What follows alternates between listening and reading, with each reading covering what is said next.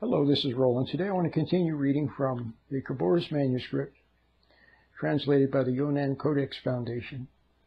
I want to continue reading the Beatitudes, which are very beautiful and convey the essence of what was trying to be said in the Aramaic language. The Khaboris Manuscript was written in Aramaic. When Jesus saw the crowds, he ascended the mountain. When he was seated, his disciples drew near to him. He began speaking and teaching them and said, "The heavenly attitude is theirs, those whose home is in the Spirit. Theirs is a heavenly state.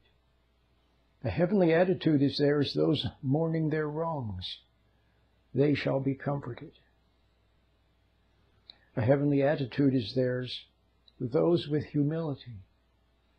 They will gain the earth. A heavenly attitude is theirs, those who hunger and thirst for justness. They shall attain it. A heavenly attitude is theirs, those whose love is without conditions.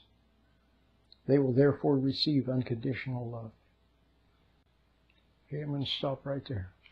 A heavenly attitude. A heavenly attitude. So what do most people have? They have the opposite of a heavenly attitude.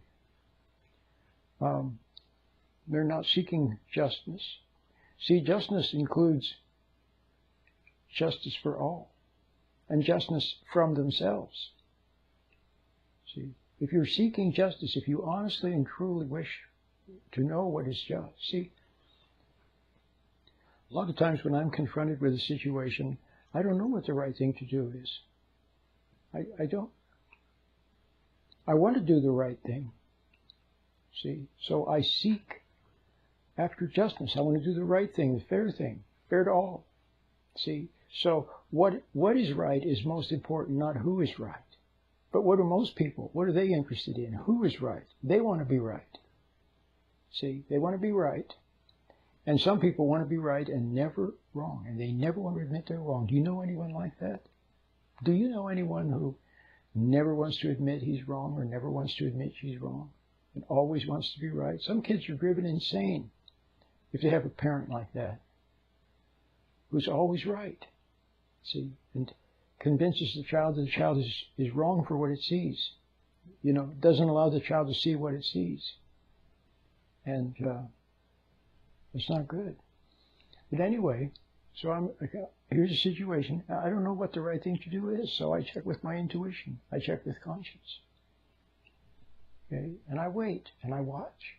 Okay, and then I may know what the right thing to do is. I'll just say something, or do something, or maybe I don't know and I don't do anything. I just watch. See, because I really want to know what the right thing is, and the right thing can be very subtle. See, it can be very subtle. And you can't have rigid, pre-planned rules for things, because if you do, I mean, there are guiding principles, of course, there are principles. But the application of the principles, there's timing involved and subtlety. A lot of parents fall flat on their face because, for example, when the child comes up, the parent already has something planned in advance. They have a pre-planned judgment, they have a prejudgment. I knew you were going to spill that milk. You never listen to what I say.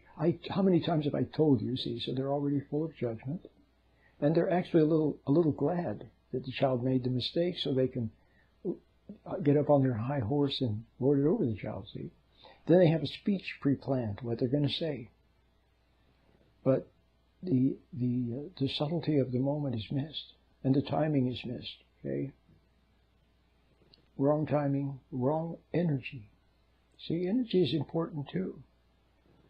See, most people, when they speak up, they wait and wait until, see, they resent, and then they say something in anger. They blurt out something angrily from the pent-up hostility. You see what I mean?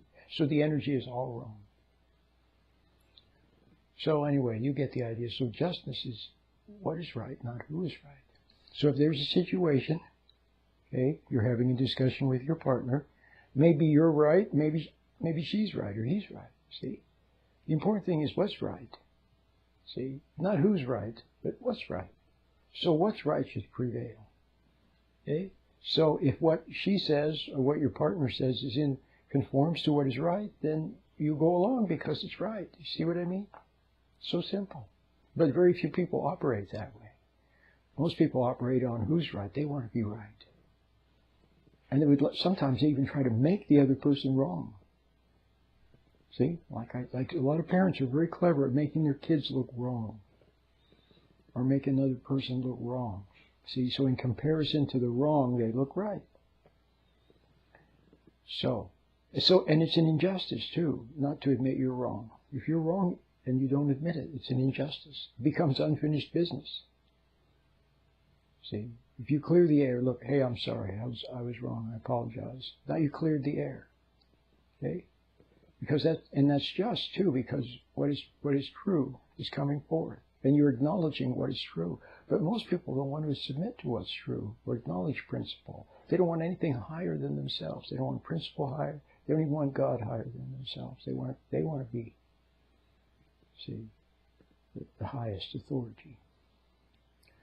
Okay, so a heavenly attitude. So can you see how a person with a heavenly attitude, who has some humility instead of pride, instead of wanting to be right all the time, and if a person wants justice, wants what's right rather than who is right to prevail, that's a heavenly attitude.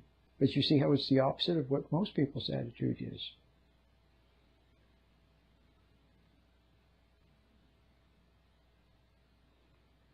See, a heavenly attitude is those who love without condition. See, love is, what is love? See, most people don't know what love is.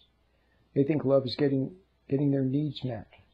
Or they think love is pleasure. Or they think love is, I don't know what they think it is. Some emotional thing.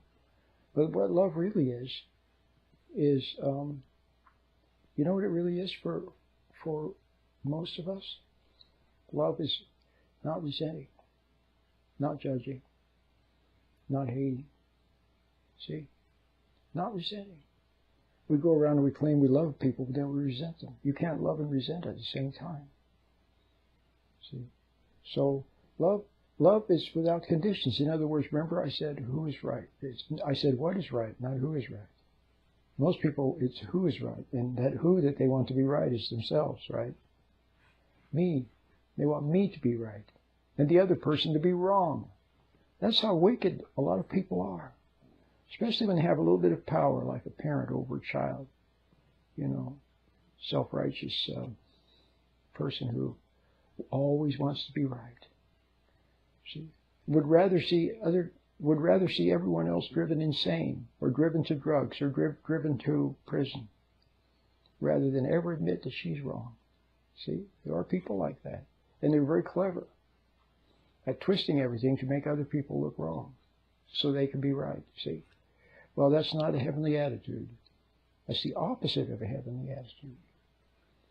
So if you live with someone like that, or under someone like that, then you have to be very careful.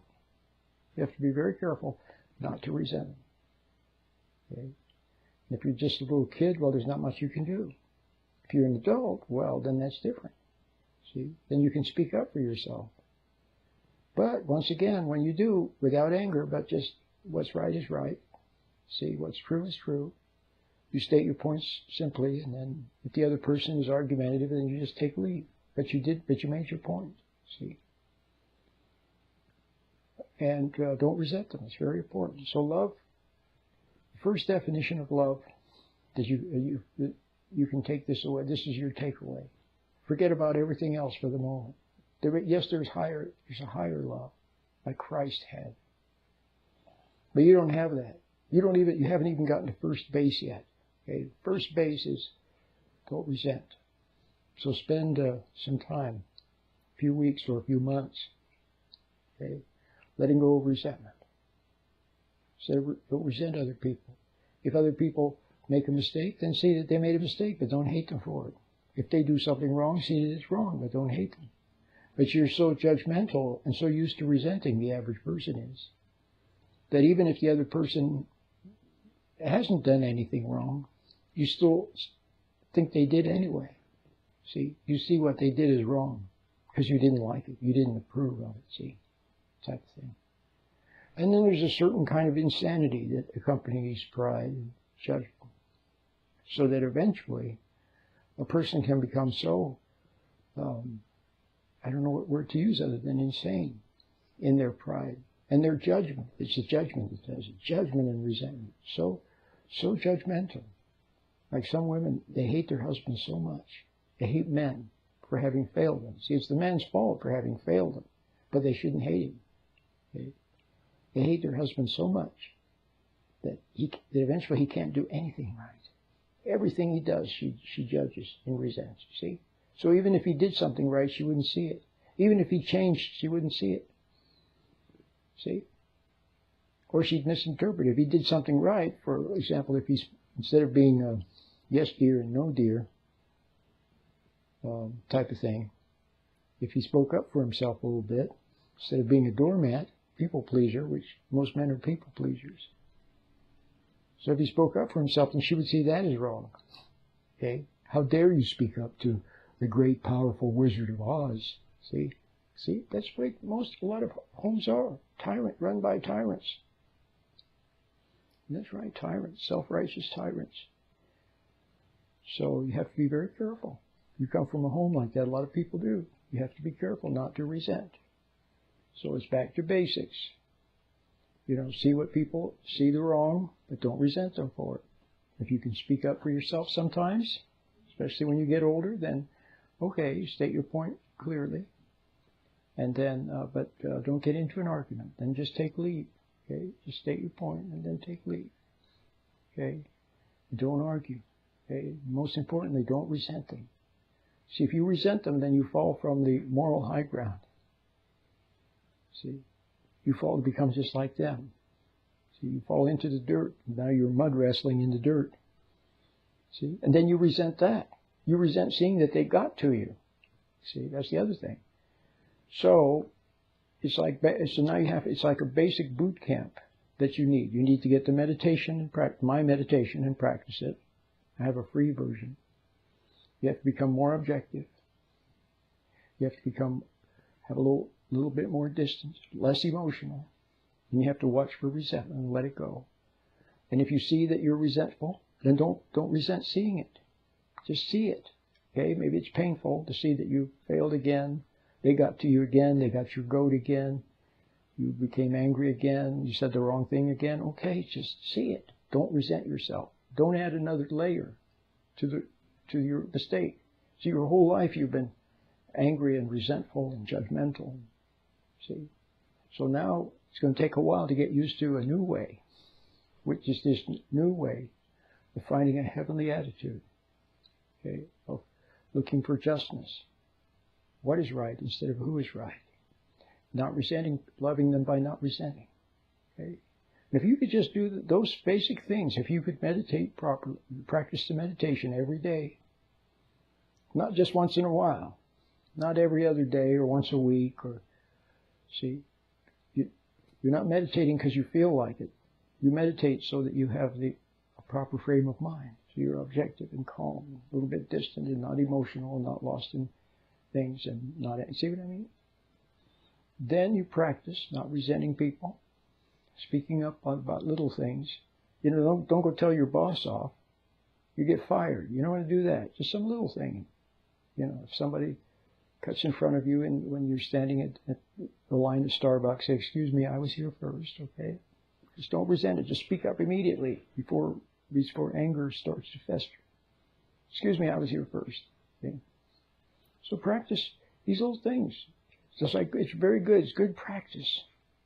See, you'll learn spiritual discipline, but it won't be the discipline like you had before, where you had to grind your teeth and suppress and be angry underneath, and it won't be that.